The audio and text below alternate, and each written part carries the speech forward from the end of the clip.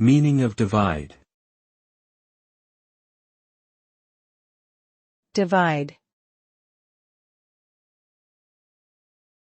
Divide. Divide. Divide. The term divide refers to the act of separating or splitting something into smaller parts.